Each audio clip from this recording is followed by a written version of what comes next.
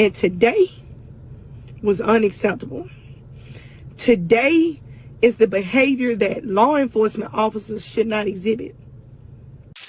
So I'm just going to tell y'all what happened to me this morning on the way to work in this uniform. This is a federal uniform. So I'm driving down 65 North, traveling to Huntsville. And I see Blount County. I know where they sit every day. I see the officer with the radar gun. My front two windows are down. Each morning to work, I listen to my inspirational music on Pandora because it's a dangerous road. I travel 1,000 miles a week. So my windows are down. I'm just in my spiritual mood. I see him with the gun, radar gun. I knew that I was going to get stopped. Wasn't speeding. Wasn't doing anything. I knew I was going to get stopped because I'm used to being stopped because of my vehicle and because I'm black. Now, this is someone that's been in law enforcement for 15 years. So, I go ahead and get over in the center lane because I know I'm going to be the one that, I see him come out, I know I'm going to be the one that stopped. See him get behind me, he turns on his lights, and I make a phone call, get my girlfriend on FaceTime so she can see this and hear it. He comes up to my window and he sees my uniform, but I will say, I asked him immediately, and you all have the right to know why you are being stopped, because when I was trained back in 2005 as an officer, deputy, a law enforcement officer, approach your window, they are supposed to give their name. I am officer such and such, I am deputy such and such, and the reason that I stopped you today. Well, he come up to my window real aggressive like, and I asked him, I said, why did you pull me over? I have that right to know, because I know that I wasn't speeding. I know that I wasn't swerving, I wasn't doing anything. And I know that he was running radar. So if you're running radar and you're stopping me, you're insinuating that I was speeding. But anyway, so he tells me, well, you were following too close. And I said, following too close? And you had your phone. You were on your phone. I said, I wasn't on my phone. I said, I was listening to my gospel music. So then he says, oh, hey, yeah, she works for Customs. And then he turns on his mic. He said, oh, yeah, because I can feel a complaint coming. So now, me working for Customs had nothing to do with the stop. That was just him being intimidated by my position. Okay? It was him being intimidated, young white officer. So then, he's kind of mouthing me, and me being who I am. And those of you that know who I am and how I am, you're not going to disrespect me. Period. I told him, either you're going to write me a ticket or you're not. And he told me, I sure am. Okay, fine. The other officer comes to the window. Do you have driver's license? Well, what kind of question is that? I mean, I am sitting here in a federal uniform. You would think that assume that I have a license, right? I hand him my license. And then he says, well, I need a registration. Now, for those that do not know, when you register your tag, you have to have insurance, right, in this state. And it is linked because the system's a lot better when I was a deputy at Jefferson County, okay? They can see your insurance.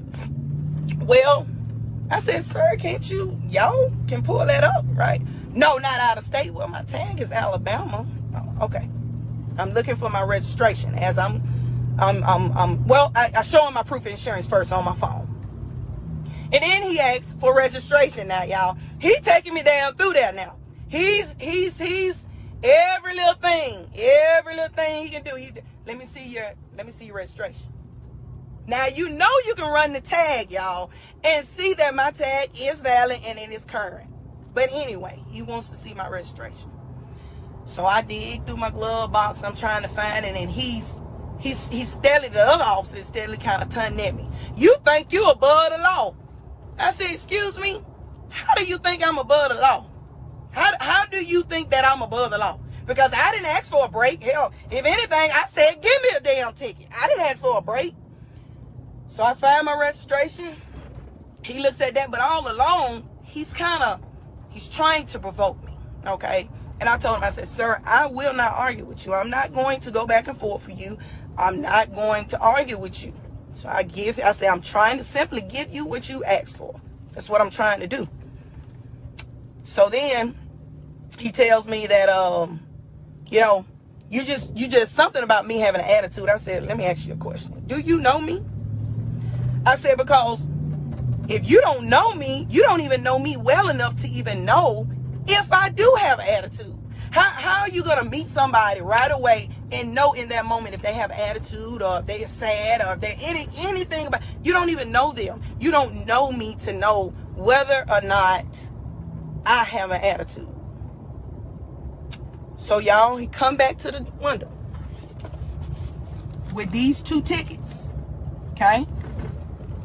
Texting and driving. Now, I could pull my phone record up. I wasn't on the phone. I wasn't texting. I was listening to Pandora, John P. Key station, to be exact. Texting and driving and following too close. Now, let me tell y'all something. Let me educate y'all. Every law enforcement officer in this country know if I write you a ticket for following too close, I'm just giving you a ticket. Okay? Because according to the law, it's every 10 miles per hour, there should be 20 feet. So if you're going 70, what's that? 70 feet. Now, how many people got 70 feet in between each car? So technically, we all follow too close, right?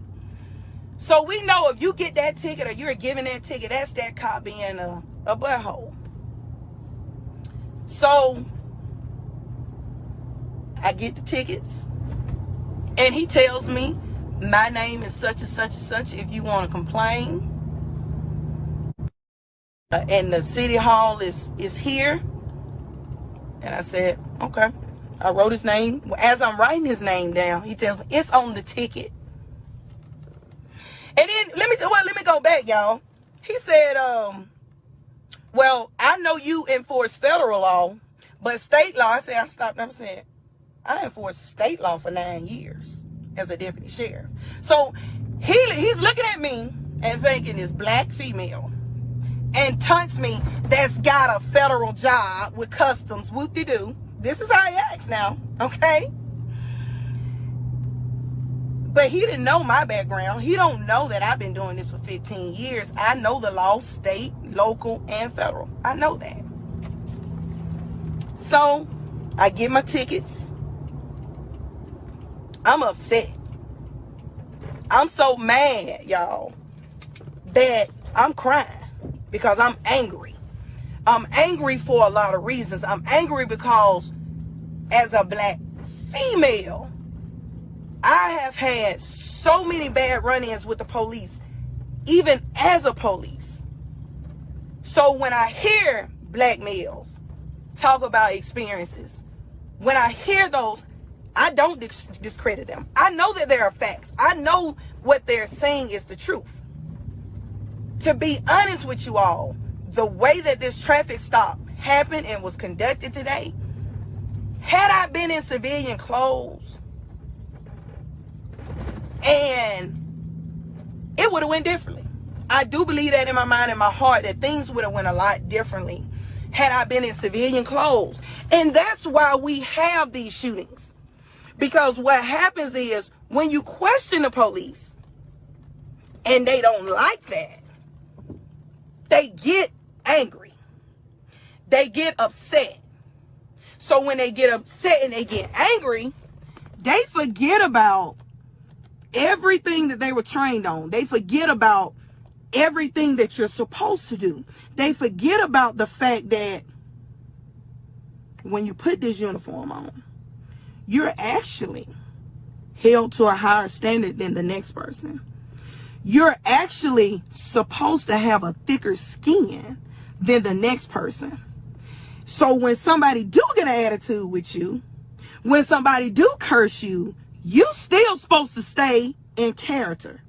Now, when your character messed up, it's just messed up in this uniform. Now, that's a fact. But this is what you're supposed to do. That's your job. That's what you're supposed to do.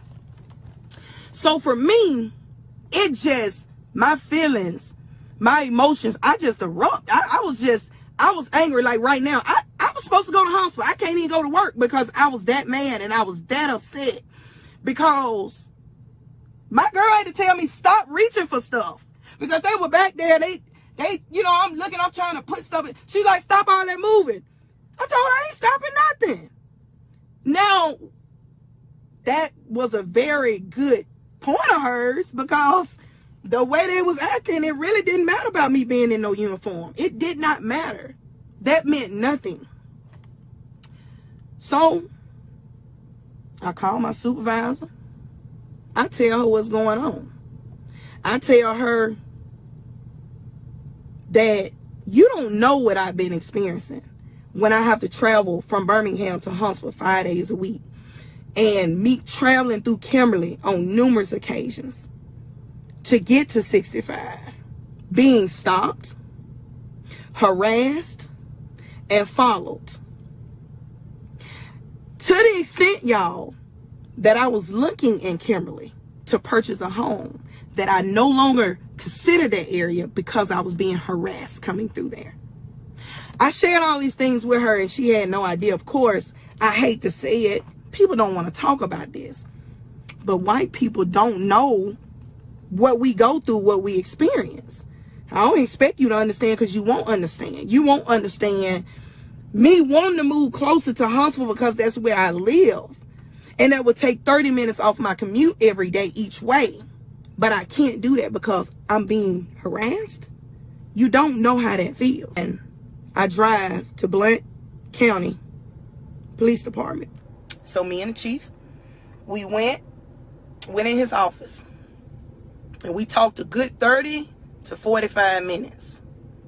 And the chief, old school, probably been in law enforcement, probably as old as I am. And you know what he told me, y'all? This is what's going to get y'all.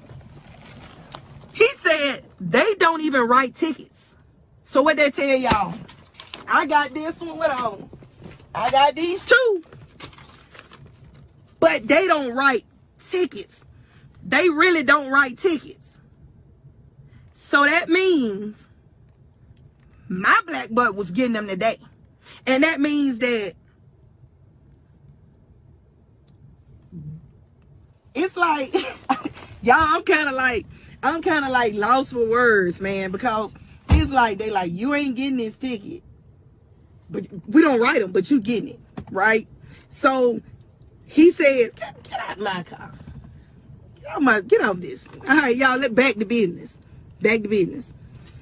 So what that means for real, though, if they don't really write tickets, but they wrote me a ticket, but then he also said that the other guy, the Turner guy, is a interdiction guy. So what does that mean? Interdiction, for y'all that doesn't know, they're looking for drugs. They're looking for money. Okay? That's where interdiction, if you got an officer, or you see those units that says interdiction and stuff like, they're not looking for speeders. They don't care about that. They are looking for drugs, okay? So that tells me if they really don't write tickets, then you looked at my vehicle, my windows were down, you knew I was black, and you probably thought I was a man with this haircut. So you said, ooh, I got a good one. That's what that tells me, and I know that's what it was about. So, with all that being said, y'all, A, know the law, okay? B, be careful. Because if this happened to me in my uniform, then